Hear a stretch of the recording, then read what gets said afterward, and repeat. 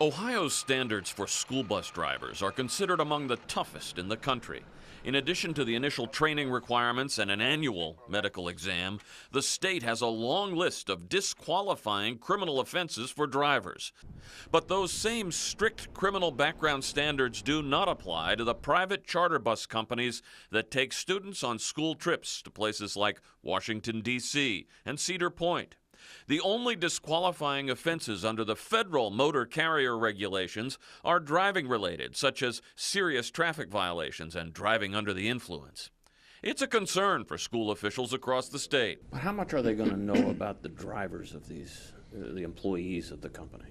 Actually, they're going to know very little about the employees because they are depending upon the feds to exercise their due diligence to make sure that the drivers are legitimately checked in terms of background checks, physical exams, issues like that. In June, a charter bus carrying Southeastern High School band members home from a trip to Florida went off the road and crashed in South Carolina. The driver was killed in the crash.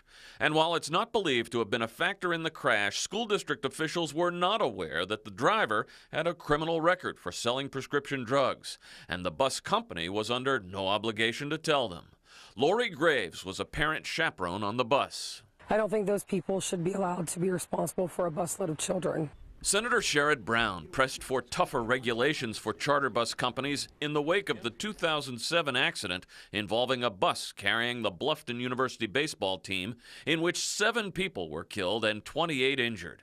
His effort resulted in requirements for seatbelts for every passenger, crush-resistant roofs, and better trained and medically certified drivers. We need to hold the private contractors, the private for-profit companies, to the same kinds of health and welfare and safety standards that we hold public entities to. In May of 2010, a small charter bus carrying Hilliard Middle School students home from Cedar Point went off the road and crashed.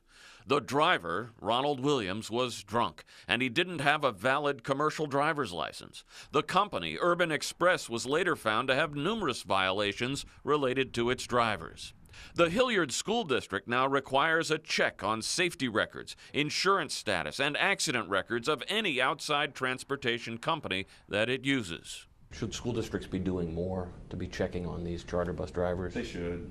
But Pete Japixi says privacy issues often get in the way of school districts getting information.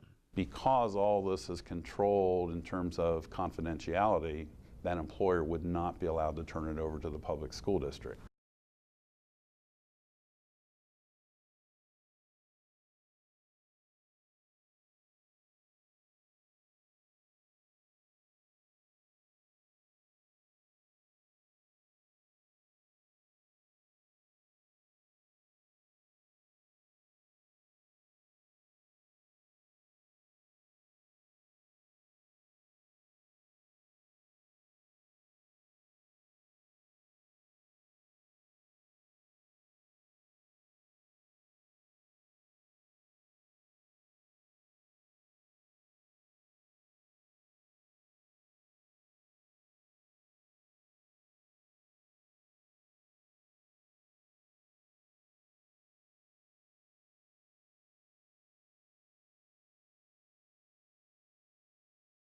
Especially those that are driving children.